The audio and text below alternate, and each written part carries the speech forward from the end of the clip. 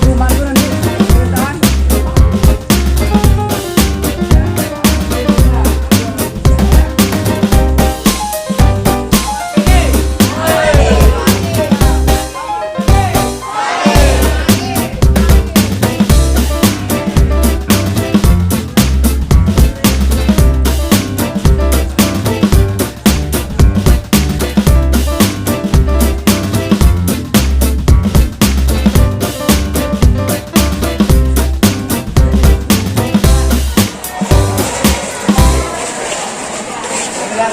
Gerak. Perhatian ya.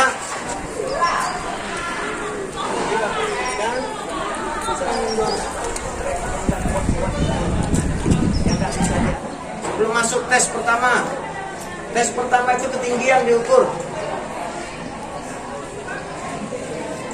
Yang laki-laki 160 minimal. Yang perempuan 155, nanti kita rekom 150 lah. Diturunkan 150. Yang laki-laki nanti 155 juga akan dilewatkan lah. Ini baru tes awal, ketinggian, SIP, PBB, baris berbaris. Mungkin kalian akan diterjunkan merayap entah kemana ke sungai. Semi militer. Oke, yang putra, siap, gerak. Di dalam sudah ada bentang tali, kamu cukup melewati tali. Kalau kamu lolos melewati tali, bertugur. Kalau kamu nyangkut, kepala kena, nah kamu lulus tes 1. Jadi dari yang sebelah sini berbaris. Ya, yang nggak lulus, nah ya, oke. Pelan. Nah, kena, duduk. Ya. Tunggu. Jalan. Kena, duduk.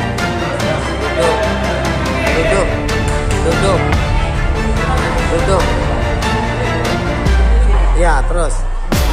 Duduk. Duduk. Kembali ke kelas. Kamu ke kelas ngapa lagi? Kamu enggak mau duduk. Lulus. Terus, hebat. Duduk.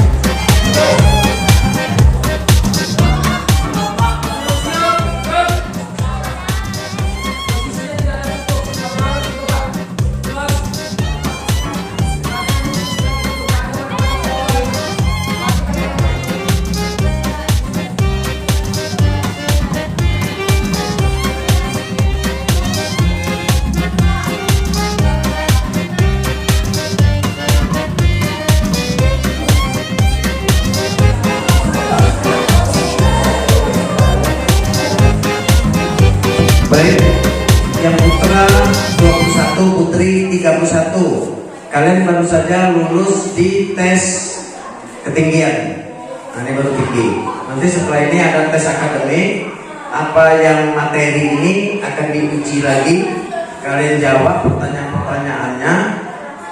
Setelah itu ada tes psikolog wawancara. Setelah diakumulasi nilai dari tes akademik ada 4 soal, kalian jawab, bagus nilainya. Kemudian tinggi pula nilai dari psikotes atau tes wawancara. Yang tertinggi itu kita ambil nanti sebanyak 25 orang. Jadi dari 52 ini hanya 25 orang yang akan meneruskan ke Latsar, yaitu latihan dasar keamanan ketertiban nasional, Kamtipnas. Pertama kita kenal dulu lambangnya, identitas yang akan kita masuki sebagai salah satu organisasi ekstrakurikuler di sekolah kita.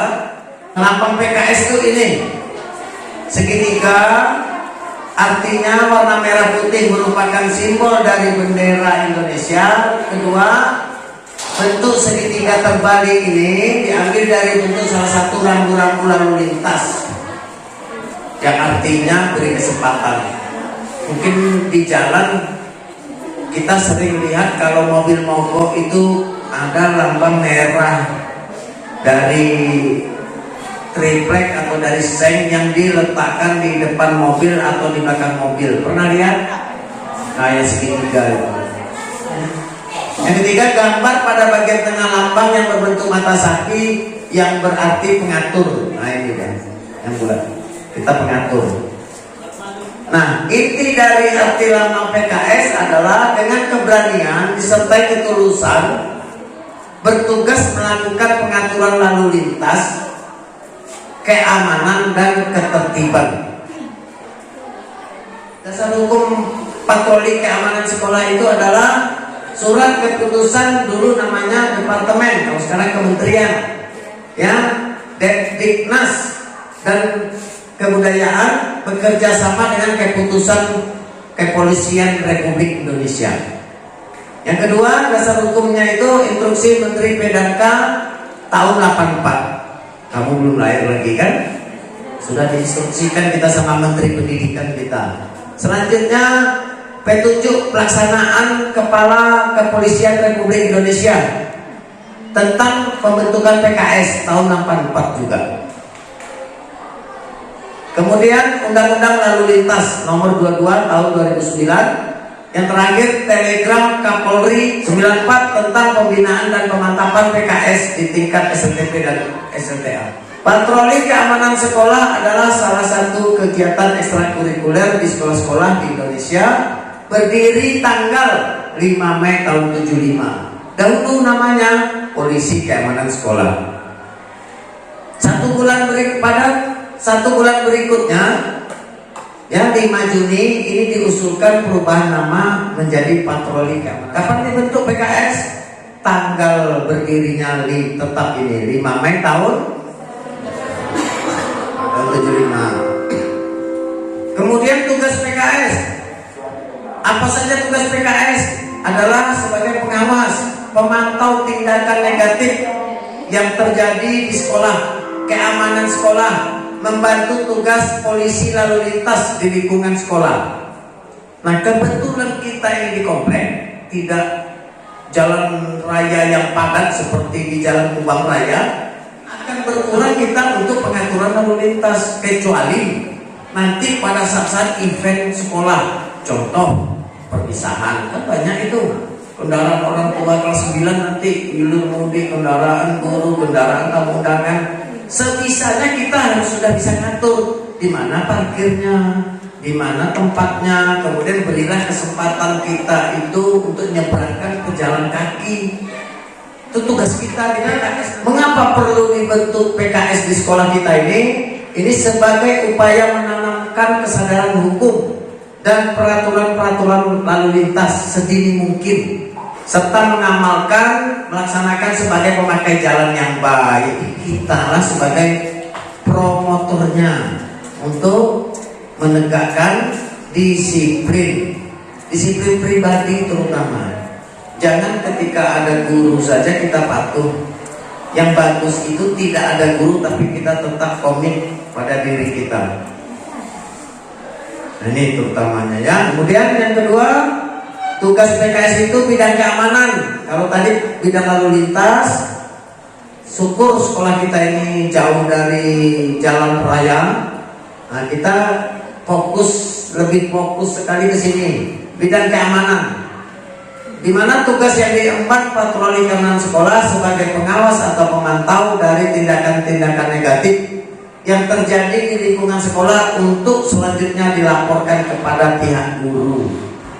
Jadi jangan kamu eksekusi langsung, nanti berantem nanti.